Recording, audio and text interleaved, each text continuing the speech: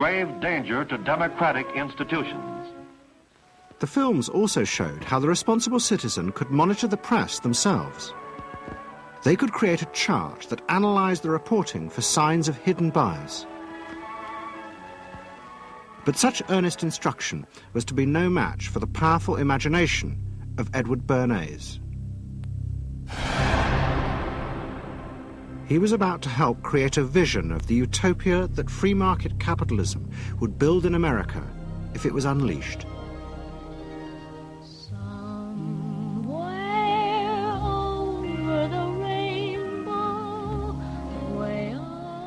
In 1939, New York hosted the World's Fair. Edward Bernays was a central advisor. He insisted that the theme be the link between democracy and American business.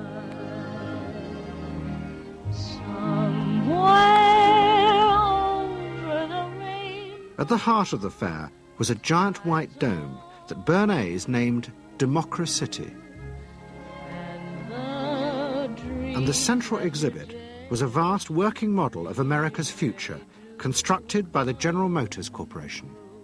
To my father, the World's Fair was an opportunity to keep the status quo, that is, capitalism, in a democracy. Democracy and capitalism, that marriage, right, linking, just like that.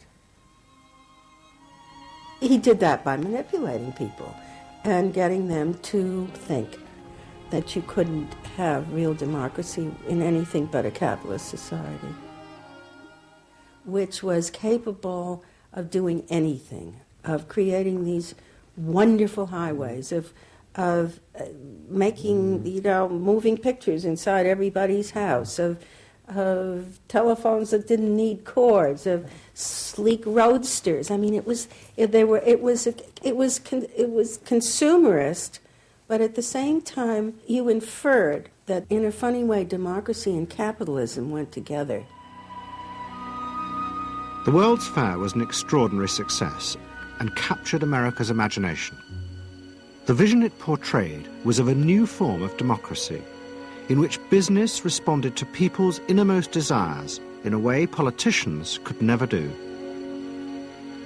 But it was a form of democracy that depended on treating people not as active citizens, as Roosevelt did, but as passive consumers.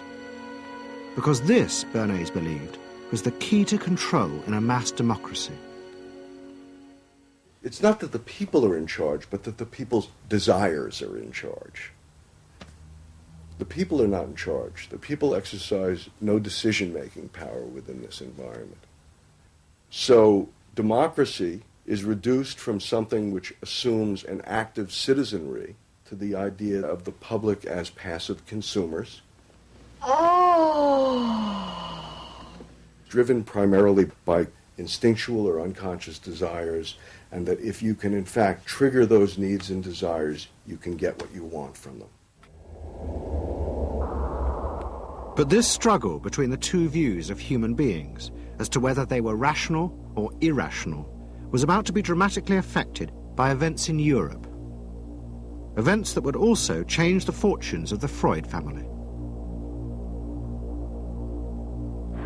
In March 1938, the Nazis annexed Austria. It was called the Anschluss. Hitler arrived in Vienna to an extraordinary outpouring of mass adulation. But even as he drove through the city, behind the scenes, the Nazis were systematically whipping up and unleashing the hatred of the crowd against the enemies of the new Greater Germany. The Anschluss was a kind of explosion of terrible hatred against the enemies, so-called enemies, or whatever they considered enemies, against the Jews totally, and also against a lot of very decent Austrians who had opposed the Nazis in Austria. They said it's legitimate, now you can do what you want, so they did it. Stealing, robbing and killing, I can't say it otherwise. And human depravity, of course, is always very near to normal behavior. It can change very quickly.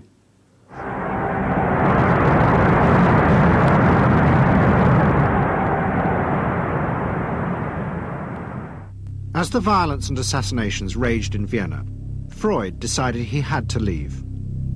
His aim was to go to Britain, but he knew that Britain, like many countries, was refusing entry to most Jewish refugees. But help came from the leading psychoanalyst in Britain, Ernest Jones. He was in the same ice skating club as the Home Secretary, Sir Samuel Hoare, and Jones persuaded Hoare to issue Freud a British work permit. And in May 1938, Freud, his daughter Anna, and other members of his family set off for London.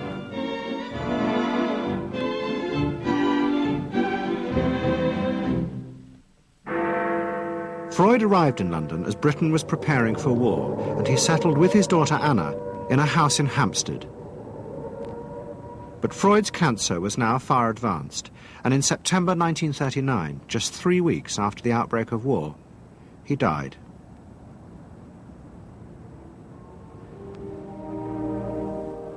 The Second World War would utterly transform the way governments saw democracy and the people they governed.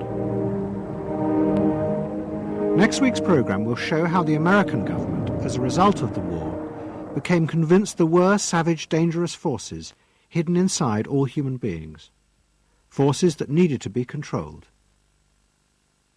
The terrible evidence from the death camps seemed to show what happened when these forces were unleashed, and politicians and planners in post-war America would come to believe that hidden under the surface of their own population were the same dangerous forces. And they would turn to the Freud family to help control this enemy within.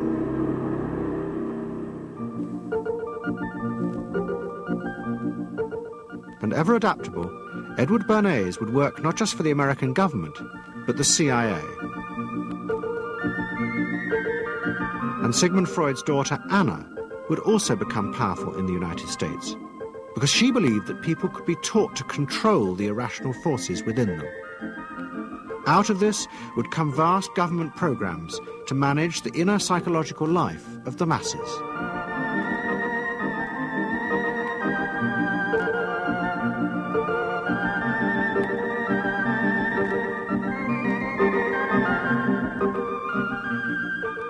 The Century of the Self continues next Sunday night on BBC Two, same time, 8 o'clock. Tonight, the final part of SAS next.